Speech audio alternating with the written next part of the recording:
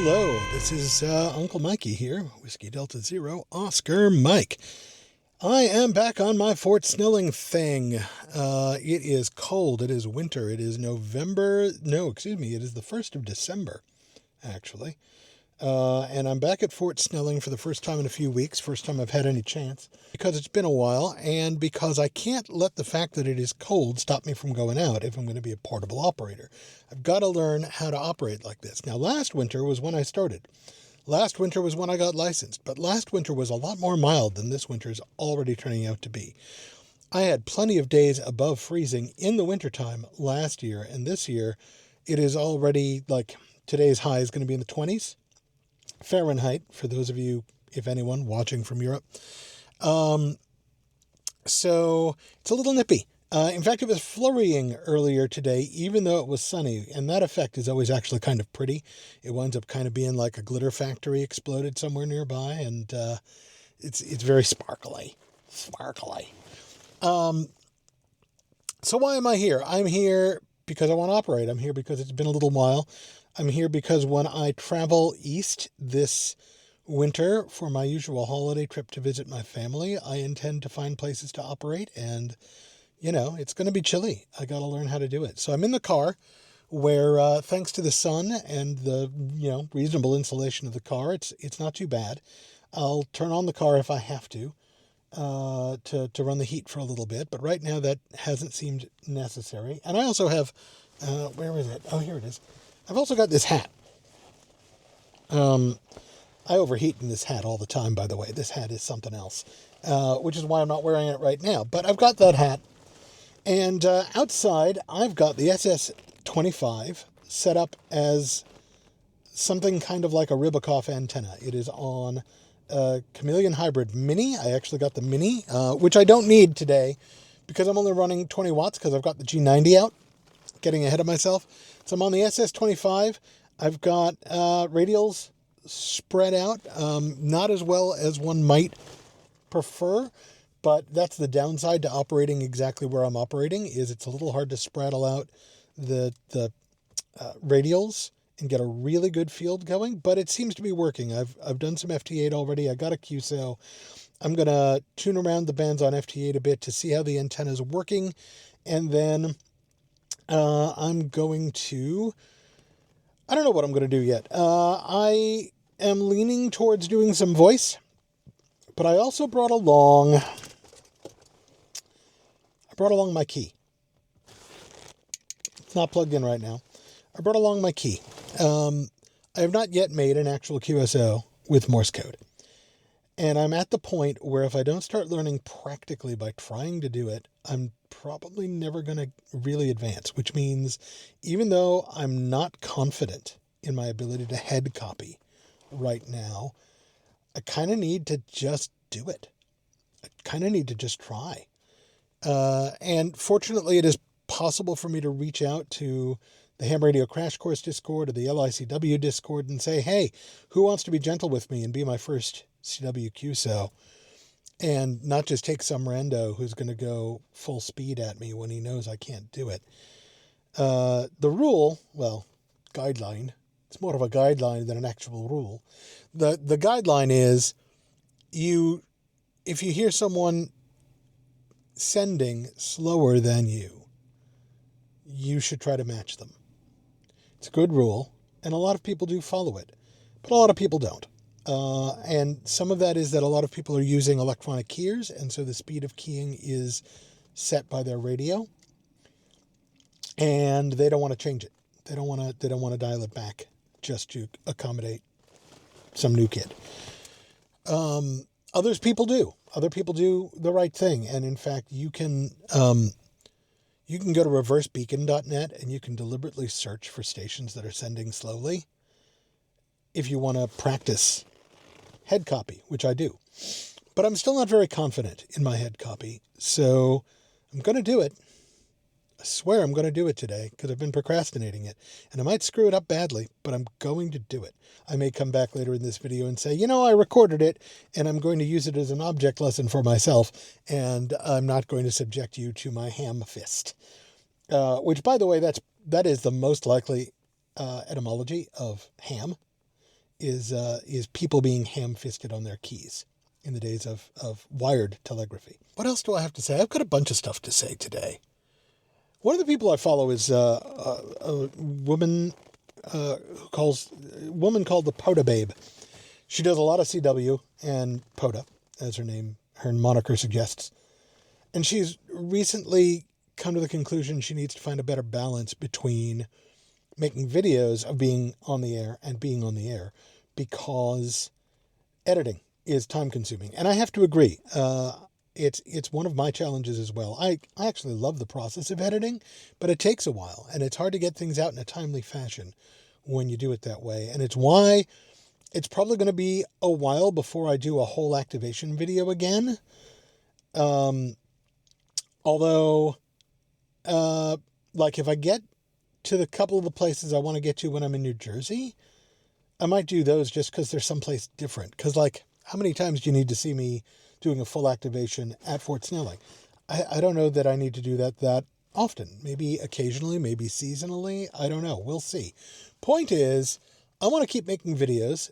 And she's come to a similar conclusion last I heard, is I want to keep making videos, but I need to find ways to make videos that are easier to edit, or put up with the imperfections and not edit them so carefully. I also realized last time that I managed to upload a video that got cut short after like 2.5 minutes. It was an 8-minute video, and I'm like, what the heck? Oh.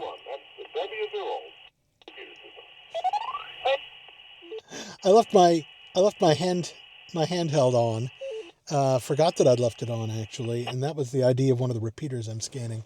I'm going to leave that in the video, actually, because it's instructive, because the repeaters have to ID every 10 minutes, just like we do. Point is, I'm having a similar struggle with, I want to make videos, and I do see that some of you are watching them, which, there's not much point in making them if nobody's watching, but you are watching, you are commenting. I'm glad you're out there, and I can't thank you enough. Anytime you spend time doing this instead of whatever else you could be doing, I really appreciate it. So for now, I'm going to get about playing on the bands, seeing how far I'm getting, looking at PSK Reporter and seeing what I'm getting with this antenna, and then maybe get some voice going and do some activation that way. And then I'm going to try to get CW. So I'm set up for CW, realizing that I'm a little cramped actually in here, which is weird to think about because there's a lot of space in here actually. And realizing I'm not sure where to put the camera in particular, because I've got the key sitting where the camera was in the console area. And with the extended handle, the camera is actually too tall to put on the dashboard. So I may have to swap for the smaller tripod extension for now. This is a problem I've had before where I'm just not sure where to put the camera. But yeah, let me show you a little bit of what I've got set up here. You can see the mess that is already in my new car. There's the key. It's purple. I think I showed it to you before, but this cable is irrelevant except that it's powering the laptop right now off a battery. I should get it out of the way. This seems a little awkward, except that it's actually pretty well in reach. And then there's the radio again, and I just have it plugged into the key slot. G90 actually has apparently very few instructions for setting up for a straight key, but it turns out to be pretty easy. Assuming you've got a straight key that's set up with tip ring sleeve rather than just tip ring or something like that. Basically, as long as you've got tip and ring, you plug it in to the key slot and you set it for manual, and then you set the QSK on, and away you go. And if you want to practice, you set the QSK off, and it's really pretty much that straightforward. So that's easy. And now I just have to screw my courage to the sticking point, as it were, and actually make a QSO.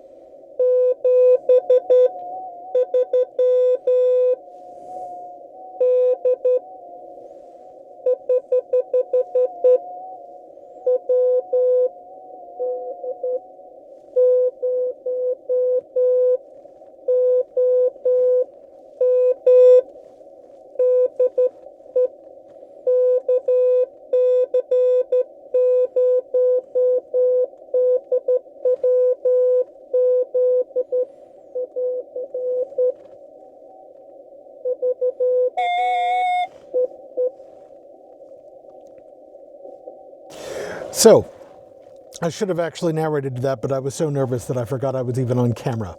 How's that for fun?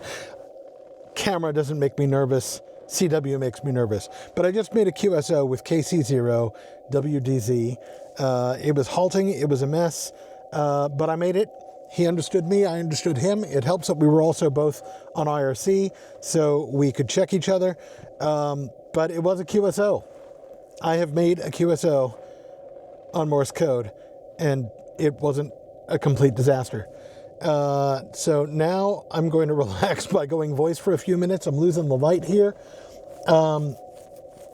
And see what I can get, gray line or whatever.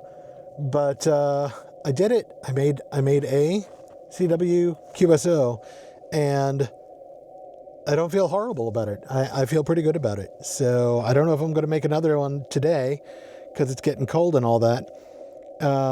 But, you know, I did it. Go me. When in doubt, get your wire up and get on the air. That's my moral of the story. Late. It's almost, I don't know, 5:30. Yeah, it's about 5:30, which isn't late, but, you know, it's getting dark. Fortunately, I've got a very simple setup, so tearing down is not going to be that hard. I wound up staying because there's a net every day on 80 meters here in the Twin City, here in Minnesota, that I never get on because I'm never on 80 meters at 5 o'clock-ish. Except I realized today I had an antenna that will do 80 with the tuner. They got me faintly, but I was able to get on the net. It's not that big a deal, but it's still kind of cool. And then I was sitting listening to the net for a while I did my logs. Yeah, so altogether today it was 30 on FT8 and 21 phone because I actually wound up parking on a channel for a little while and doing an activation that way. And then I got my first ever CW contact, which, you know, I'm going to take it. I'm pretty happy. Hopefully it won't be my last. I don't think it will. Anyway, thanks for being along for the ride. Hope you're having a great day. And Whiskey Delta Zero Oscar Mike wishing you all a fantastic December.